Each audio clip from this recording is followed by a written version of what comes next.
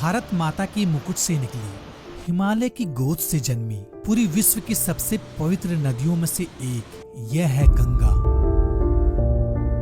हमारे पूर्वजों का एक अनमोल विरासत का प्रतीक गंगा के तट, जहां दुनिया के सबसे ज्यादा लोग दर्शन और गंगा स्नान करने के लिए जाते हैं। गंगा के तट के किनारे विश्व की सबसे बड़ा मेला कुंभ मेला लगता है, जिसमें तकरीबन 6 करोड़ से भी ज्यादा लोग हर साल गंगा स्नान करने के लिए आते हैं।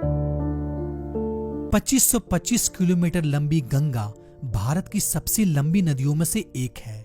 यह एक सिर्फ नदी नहीं है, बल्कि करोड़ों भारतीयवासी इसे गंगा मैया कहकर पुकारते हैं और इसकी पूजा अर्चना करते हैं। ऐसी मान्यता है कि गंगा मैया की महिमा इस कदर है कि हर साल लाखों की संख्या में लोग इस नदी में डुबकी लगाकर पापों से मुक्ति और मोक्ष की प्राप्ति करते हैं। दोस्तों, वैसे में आपके मन में यह सवाल आता होगा कि ये महान नदी आखिर कहां से निकलती है। यकीनन आपका यह जवाब होगा कि ये नदी गंगोत्री से निकलती है। तो ये बात सही नहीं है। गंगा गंगोत्री से नहीं निकलती है। यह वीडियो देखने के बाद आपकी आंखें खुली की खुली रह जाएगी। गंगा का वास्तविक उद्गम स्थल कौन सा है? गंगा जल में ऐसा कौन सा तत्व पाया जाता है जिससे सालों भर स्टोर रखने के बाद भी यह पानी में कीड़ा नहीं लगता है? रियलिटी में गंगा का उद्गम स्थल कौन सा है? इन सभी बातों को जानने के लिए हमारे वीडियो को पूर्णतः जरूर देखें।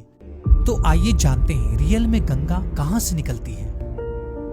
तो इसको समझने के लिए सबसे पहले आपको उत्तराखंड यानी कि बद्रीनाथ जाना पड़ेगा, जो कि हिमालय की श्रेणियों से घिरा हुआ है। और इसी श्रेणियों में से एक विशाल बर्फ का ग्लेशियर है जिसका नाम संतोपत ग्लेशियर है। दोस्तों, संतोपत ग्लेशियर से 2 नदियों का धारा निकलती है। एक का नाम धौली गंगा है तो दूसरा का नाम विष्णु गंगा। और यह दोनों नदी आकर मिलती है विष्णु प्रयाग में, और यहाँ एक नई नदी का निर्माण होता है जिसका नाम है अलकनंदा। कुछ दूर चलने के बाद अलकनंदा में और एक नदी का मिलन होता है जिसका नाम है नंदाकनी। नंदाकनी को अपने अंदर समावेश करके फिर से अलकनंदा आगे की ओर निकल पड़ती है। कुछ किलोमीटर चलने के बाद इसमें और एक नदी आकर मिलती है जिसका नाम है पिंडारा, और पिंडार नदी को भी अपने में समावेश करके फिर से अलकनंदा आगे की ओर निकल पड़ती है। लेकिन ध्यान में रखने योग्य बात यह है दोस्तों कि अभी तक ये नदी अलकनंदा ही कहलाती है। कुछ दूर और चलने के बाद यहाँ पर और एक नदी का मिलन होता है जिसका नाम है मंदाकिनी, और मंदाकिनी को भी अपने अंदर समावेश करके फिर से ये आगे की ओर निकल पड़ती है। और इस तरह से अलकनंदा कई नदियों का पानी अपने अंदर समावेश करके एक विशाल और विस्तार आकार को प्रदान करती है। आपकी जानकारी के लिए मैं यहाँ पर एक पॉइंट ऐड करना चाहता हूँ। जब कोई नदी आपस में मिलती है, जैसे यहाँ मंदाकिनी नदी अलकनंदा में मिल रही है, तो आगे वह नदी किस नाम से जाएगी यह डिपेंड करता है कि किस नदी की गहराई ज्यादा है। जिसकी गहराई ज्यादा है उसी के नाम से आगे बढ़ेगी। तो इस तरह से अलकनंदा में छोटी छोटी नदियां आकर मिलती गई, जिससे कि अलकनंदा का रूप बढ़ता गया। साथ ही आपको यह भी बताता चलूं कि जब 2 नदी आपस में मिलने वाली नदियों की गहराई बराबर होती है तो मिलने वाले स्थल से उसका नाम बदल दिया जाता है। अब वापस चलते हैं अलकनंदा के सफर पर। दोस्तों, इस तरह से अलकनंदा कुछ दूर और चलती है तो वहां पर एक सबसे बड़ी नदी आकर मिलती है जिसका नाम है भगीरथ। अब यहाँ पर ध्यान देने योग्य बात यह है कि अलकनंदा और भगीरथ की गहराई बराबर है। तो अब ये दोनों जो नदी आपस में मिलती है तो यहाँ पर एक नई नदी का नाम रखा जाता है जिसका नाम है गंगा। तो अब आपके मन में यह डाउट क्लियर हो गया होगा कि गंगा नदी गंगोत्री से नहीं बल्कि कई नदियों का संगम, जैसे कि भगीरथ और अलकनंदा के संगम से बनता है गंगा, जो कि आगे गंगा मैया के रूप में जानी जाती है। दोस्तों, गंगा मैया एक ऐसी नदी है जिसे माँ के रूप में पूजा जाता है। जिस तरह एक माँ जीवन देती है, रक्षा करती है, ठीक उसी प्रकार गंगा भी हम भारतवासियों के लिए जीवनदायिका का स्रोत है। एक माँ जैसे अपने बच्चों को ख्याल रखती है, ठीक उसी प्रकार उतना ही सहयोग या भारत के आर्थिक विकास में भी करती है। इस पवित्र नदी के किनारे बसा जीवन, व्यवसाय और आर्थिक विकास इस बात का प्रतीक है। गंगा उत्तर भारत का एक महत्वपूर्ण हिस्सा है और इसका जल एक इम्पोर्टेंट रिसोर्सेस है। इसके किनारे एग्रीकल्चर विकास बहुत तेज गति से होता है। यह जल तथा इसकी मिट्टी में कई ऐसे तत्व पाए जाते हैं जो कि खेती के लिए बहुत ज्यादा मददगार होता है। इसके साथ ही इस नदी के किनारे कुछ महत्वपूर्ण शहर भी स्थित हैं, जैसे कि कानपुर, वाराणसी, पटना, कोलकाता भारत का व्यापार और व्यवसाय के लिए बड़ा केंद्र है। गंगा के तट लाखों की तादाद में हर साल लोग आते हैं, जिससे पर्यटक को भी काफी ज्यादा बूस्ट मिलता है।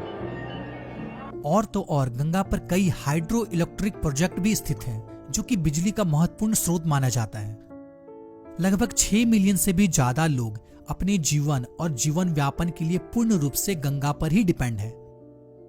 यह व्यवसाय, कृषि और परिवहन से जुड़ा हुआ है, जो कि भारत के धार्मिक और इकोनॉमिक डेवलपमेंट में काफी सहयोग करती है। गंगा का अंत।